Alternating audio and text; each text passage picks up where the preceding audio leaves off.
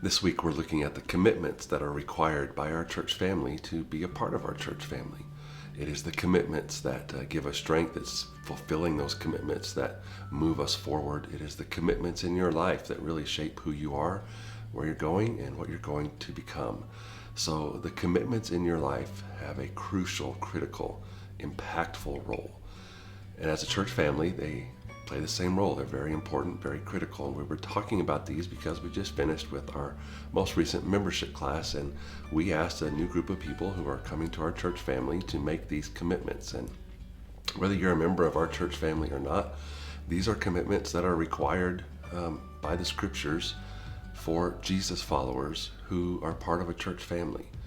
And so let's talk about this third one. It is a big one, and I think it's a very telling one about your walk with Christ.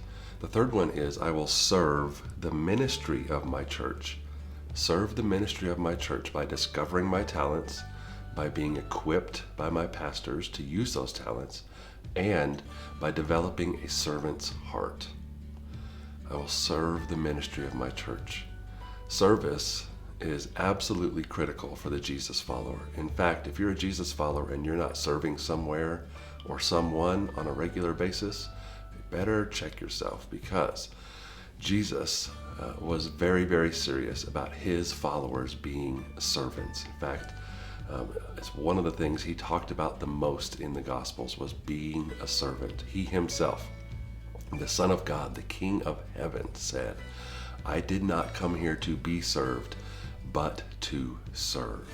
And then he told his disciples over and over and over again, if you want to be great, you must be last. And the way you be last is you serve. So in the kingdom of God, in the kingdom of Jesus, greatness is measured by how much service you do. If you want to be great in the eyes of your Creator, you must be a servant. You must find a way to use what God has given you, all your talents, whatever those are.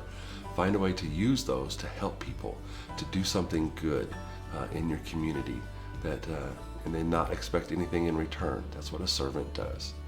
And so I would just encourage you today, specifically when it comes to our church, we have a great need for more servants. Now, our church is a little bit atypical from most Baptist churches. The statistics are that in a regular Baptist church, 20% of the people do 100% of the work, which is, not very good, 20%. In our church, we usually hover around 50%. So around 50% of our people do something on a regular basis to serve the needs of our church.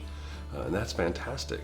But the goal is 100%. The goal is that everybody who follows Jesus, calls themselves a church person, would be serving the ministry of the church. And our great needs right now are we need people to help greet and say hello during the Celebrate Recovery ministry.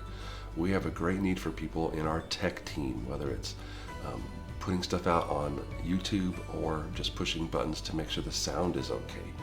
We need people in children's ministry desperately. We need people in youth ministry desperately. We need greeters on Sunday morning. We need security people. We have a great need for people to have a servant's heart and to step in and help where they can. Part of that is discovering just how God shaped you, how God made you and formed you, who you are. Every good gift, every talent, every skill you have can be used to serve others. This is an important thing that Peter said in the book of 1 Peter. He said, be sure to use your talents to serve other people. So today, let's just all take a look at ourselves and say, am I serving? Am I serving someone somewhere and expecting nothing in return?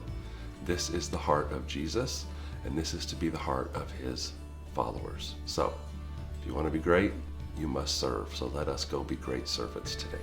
See ya.